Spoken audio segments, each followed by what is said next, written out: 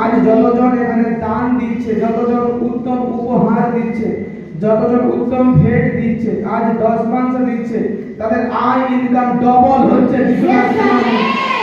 তাদের ঘর পরিবার ব্লেসিং হচ্ছে যিশু নামে। তাদের বাড়িতে চাল ডাল আনাজ সবজি খাদ্য সামগ্রী ইত্যাদি ইত্যাদির কোনো অভাব হবে না। আজ যতজন উত্তম উত্তম দান উপহারকে দিচ্ছে তার বাড়িতে কোনো রোগী থাকবে না।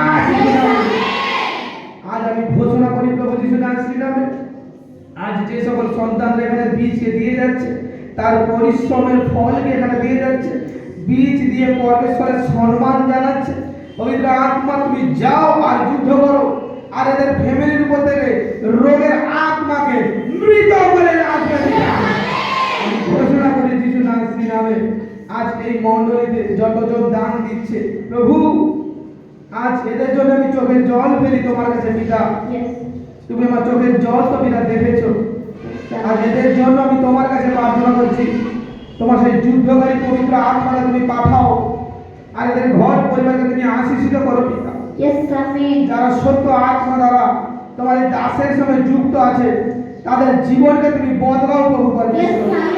তুমি একাধিক ব্যক্তির জীবনে প্রভু চেঞ্জ করে দিয়েছো প্রভু, একাধিক ব্যক্তির জীবনে তুমি বড় পুরস্কার দিয়েছো পিতা, কারণ তুমি পুরস্কার দাতা। আর এদের বীজ গুণাতে অনর্থক যাবে না, আমি ঘোষণা করছি।